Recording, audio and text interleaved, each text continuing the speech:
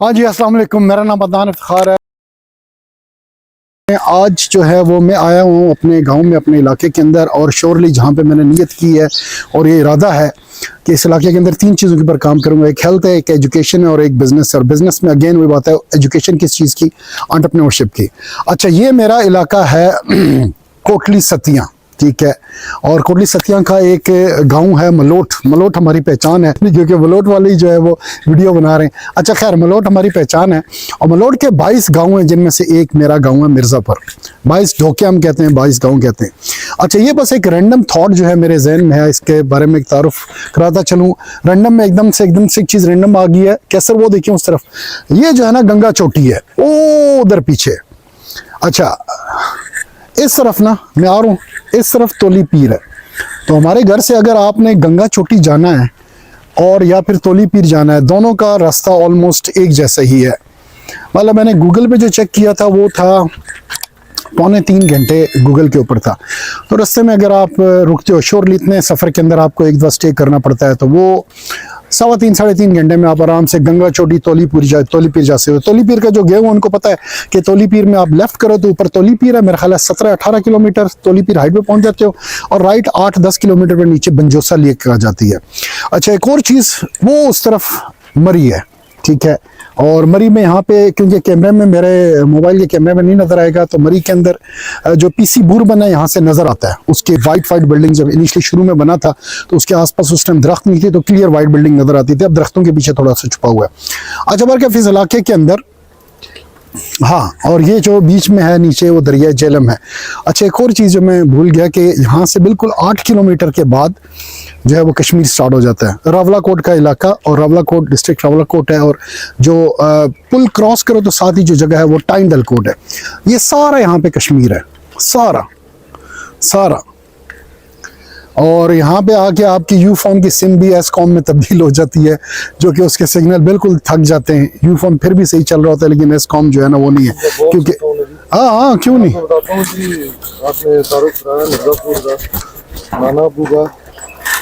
हाँ यार, वो तो है उनके नाम पे। अच्छा, दूसरी चीज़ जो है वो, क्योंकि मेरा कज़न कैसर साहब है, कैसर साहब का भी मैं तारुफ करवाऊंगा, वो है इस जगह पे, और उसके नाना अबू लगते हैं, और मेरे जो है वो दादा अबू हैं, जिनके नाम पे ये मिर्ज़ापुर गांव का जो है वो नाम रखा गया है, ठीक है।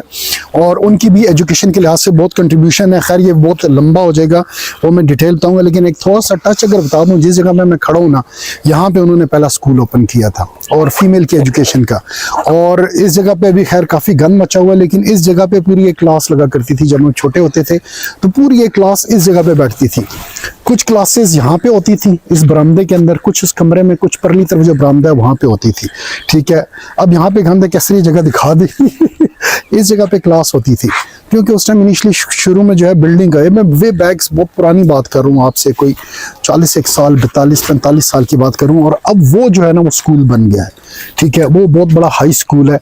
ये जो हाई स्कूल है ये हमारे इस घर के अंदर होता था, जो कि मेरे दादा अब्बू ने इस घर के अंदर, उस टाइम वाकई बिल्डिंग्स नहीं होती थी, जगह नहीं होती थी, और ना गवर्नमेंट के पास फंड होते थे कि इनिशियली वो कहते थे आप स्कूल को स्टार्ट करें, चलाएं, और उसके बाद फिर इंस्पेक्शन टीम्स आती थी। इंस्पेक्शन टीम आई भी, उन्होंने विजिट किया, देखा स्कूल है, बच्चियाँ पढ़ रही हैं, और फिर उन्होंने कहा कि जी आप जगह दें, जगह हम परचेज करेंगे और फिर हम स्कूल की बिल्डिंग बनाएंगे।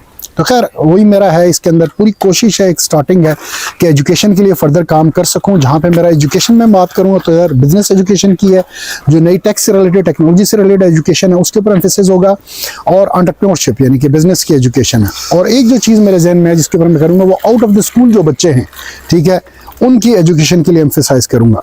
तो ये है। खैर, सेकंड जो चीज़ आती है जब हम बिज़नेस की बात करते हैं, तो एग्रीप्रेन्योरशिप जो है वो बहुत बड़ा एक पार्ट है एंटरप्रेन्योरशिप का, जिसके अंदर, और मेरे इलाके के अंदर हर वो हो सकती है, क्या कहते हैं, फल हो सकता है जो कि सवाद के अंदर होता है, ठीक है। मैं अगर कहूँ तो मुझे कैसे काउंट करें, देखें सेब है, सेब के मैं आपको अभी दिखाता हूँ दरख्त, जहाँ पे उसके जो है वो फूल निकल आए हैं बहुत ज़्यादा, जिसके अंदर सेब की जो है ना वो आगे जब लगेगे पौधे तो मैं आपको बताऊंगा। लोकाट, सेब, आलू बुखारा, खुबानी, ओलिव्स, हाँ ओलिव्स की एक वो मैं बताता भी हूँ, और वो क्या कहते हैं, ये नाशपाती, अंगूर ये सारा इस इलाके के अंदर हो सकता है, लेकिन ये एक मैं बताऊँ अनफॉर्चुनेट है, पाकिस्तान के अंदर भी कुछ मेरे स्टूडेंट जो हैं वो डिफरेंट रीजन्स के हैं, वो भी बताते हैं जो पहाड़ी इलाके के और ज़रात के जगह से के लोग ज़रात के ऊपर इतना एम्फेसाइज नहीं करते। अगर यहाँ पे इधर एम्फेसाइज किया जाए तो यहाँ पे ज़रात बहुत ज़बरदस्त होती है, गंदम और मकई भी हो सकती है, लेकिन मोस्टली लोग यहाँ पे काश्त इतनी नहीं कर रहे होते, ज़मीन है उनके पास। अच्छा, ओलिव्स की जो बात कर रहे हैं ना, ये जो है ये ओलिव की एक टाइप है, ठीक है, ये ओलिव की एक टाइप है। और ये वो मेरा दोस्त है सरदार वारिस, मेरा कुलीग है कैसर, सरदार वारिस कहता है हमारे गांव के अंदर भी लगे हुए, this is one of the type of olive. और ओलिव इस इलाके में लग सकता है क्योंकि यहाँ पे इस इलाके में आपको या पाकिस्तान में कहीं पे भी जहाँ पे बहुत ज़्यादा पानी की बहुतात नहीं है, वहाँ पे ओलिव आराम से लगता है। और जो थोड़ी सी रिसर्च मैंने ओलिव के ऊपर की थी, ओलिव की एक एग्जीबिशन की भी मैंने कंप्लीट वहाँ पे डिटेल ली थी कि 5000 जो सतह समंदर से 5000 फीट की हाइट तक ना आपके ओलिव आराम से लग सकते हैं। तो खैर ये चीज़ें हैं, कुछ रैंडम थॉट्स ही थी, मैं लाजमी चाह रहा था कि इस इलाके के अंदर से हाँ हेल्थ के ऊपर, और हेल्थ के ऊपर जो एम्फेसाइज है श्योरली अभी मैं कोई गवर्नमेंट के उस लिहाज से नहीं कह सकता कि वो पॉलिटिकल नहीं है, लेकिन इस गवर्नमेंट के अंदर करंट ये है कि हेल्थ के वो ट्रक्स आते हैं और मुख्तलिफ बाज़ारों में खड़ा होते हैं, वो कंप्लीट आई डोंट नो उसको क्या नाम दे रहे हो, जो हेल्थ का ट्रक है, और उसमें यह है कि डॉक्टर्स होते हैं। और मैंने बहुत लोगों को देखा, क्योंकि पहाड़ी इलाके के डायनेमिक्स बड़े डिफरेंट है, उसकी जोग्राफी डिफरेंट है। पहाड़ी इलाके के अंदर जहाँ पे शहर में 15 मिनट का सफ़र है, पहाड़ी इलाके में वो 1.5 घंटे का सफर है, क्योंकि लोगों ने बड़ी नीचे से चल के ऊपर आना होता है। और लोग जो हैं जहाँ पे जो बेसिक हेल्थ यूनिट तक नहीं पहुंच सकते, वो यहाँ पे डिफरेंट ट्रक्स खड़े होते हैं, और जहाँ पे इजीली वहाँ पे आप कह सकते हैं कि लोग ईज होती है, वहाँ पे आते हैं, पूरा दिन खड़े होते हैं, मेरे ख्याल है 2 दिन या 3 दिन खड़े होते हैं, और वहाँ पे जो है उसके ऊपर जो है वो डॉक्टर्स होते हैं और जो उनको चेकअप करते हैं। लेकिन यहाँ पे मेडिकल कैंप्स, जिसमें आई के कैंप हो सकते हैं, जनरल जो है वो जो भी बीमारी है उससे रिलेटेड कैंप्स हो सकते हैं, that's a health education out of the school जो बच्चे उनके लिए, और जो लेटेस्ट एजुकेशन है टेक से रिलेटेड, ई कॉमर्स से रिलेटेड, उसके ऊपर यहाँ पे एम्फेसाइज हो गया। And then about the business entrepreneurship, क्या एंटरप्रेन्योरियल एक्टिविटीज़ हो सकती हैं और उनको कैसे बच्चों को, लोगों को एजुकेट किया जाए कि वो जो है वो बिजनेस की तरफ आए। वैसे तो ओवरऑल पूरे पाकिस्तान के अंदर जो माइंडसेट लोगों का वो ज़्यादा जॉब ओरिएंटेड है, लेकिन आई डोंट नो लोग एतराज़ ना करें या ना करें, लेकिन मैं ये समझता हूँ, या हो सकता है इसके ऊपर क्रिटिसिज्म भी हो, लेकिन हमारे इलाके के लोगों का ज़्यादा जो है रुझान जॉब्स की तरफ है, और जॉब में भी पक्की नौकरी की तरफ उन्होंने करना है वो उस लिहाज से। तो खैर इन चीज़ों के ऊपर एम्फेसाइज होगा, और कोई सच मेरे जहन में नहीं आ रही है। इंशाल्लाह बाकी फर्दर जो मैं मालूमाती वीडियो बनाऊंगा और देखेंगे, उस लिहाज से हम इसके ऊपर एम्फेसाइज करूंगा। इलाका बहुत खूबसूरत है, थोड़ा सा जो है मैं अपनी बालकनी का ही व्यू दे देता हूँ। अगर यहाँ से ये मेरी बालकनी देख लें, ये सामने जैसा कि मैंने ऑलरेडी बताया कि कश्मीर है, ठीक है, ये सारा कश्मीर है। और ये वो अगर मैं इसको थोड़ा सा क्लोज करूं, जूम करें, खड़ भी दिखाएं, तो ये जो है वो दरिया झेलम जो है ना वो है, दरिया झेलम से उस साइड में सारा कश्मीर है, ठीक है। और वो हल्का सा बिल्कुल नाला नज़र आ रहा होगा, इसके इंशाल्लाह मैं फोकस करके जूम करके इसका क्लिप में दिखाऊंगा। और ये उसके उस तरफ सारा कश्मीर है। अच्छा, उस साइड पे वो मरी है, क्या चाहिए सामने, जैसा मैंने बताया कि वो उस जगह पे तोली पी सॉरी यस क्या है गंगा चोटी, और इस साइड पे तोली पीर है, ठीक है।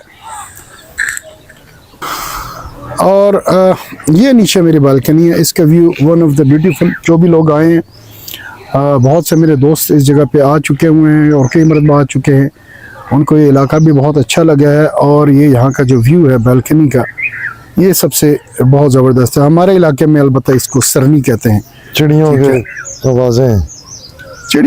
और एक चीज़ और मैं जो कहना चाहूँगा, ये एकदम मैं यहाँ से ना 15-20 दिन गुजरे गाँव में, और फिर मैं इस्लामाबाद में रहता हूँ, इस्लामाबाद गया तो इस्लामाबाद के अंदर भी जो है वो कई जगह पे जो है ना बहुत स्मेल है, बहुत ज़्यादा।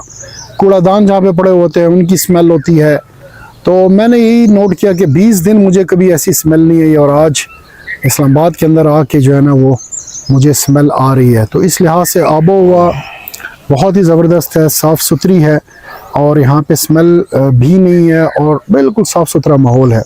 और ये है कैसर साहब कोई और अपनी आप राय का इजहार करना चाह रहे हैं, ठीक है। तो ये है। खैर इसके अंदर वैसे अगर हूँ तो मुझे तो वैसे भी बड़ा शौक़ है। कम से कम मेरे पास 200 GB का डाटा मौजूद है, जिसमें से मैं कह सकता हूँ कि 30-40 GB तो मेरे गाँव के, मेरे इलाके का ही डाटा है। तो वो भी इंशाल्लाह मैं शेयर करूँगा, और उस इलाके की खूबसूरती को भी जो हम वो देखेंगे। और इंशाल्लाह जो बाकी इनिशिएटिव्स जो स्टेप्स होंगे जो काम होंगे वो सारे टाइम टू टाइम मैं इंशाल्लाह शेयर करता रहूँगा। ठीक है जी, मिलते हैं इंशाल्लाह नेक्स्ट किसी मालूमाती वीडियो में। एक और छोटा सा फार्म हाउस है यहाँ पे, मैं ज़रा उसके बारे में भी थोड़ी सी बनाऊंगा और उसके बारे में मैं शेयर करूँगा क्या कुछ है। ठीक है, और उसके अंदर बकरियाँ रखी हुई है और कल ही रात को एक बकरी ने बच्चा दिया है।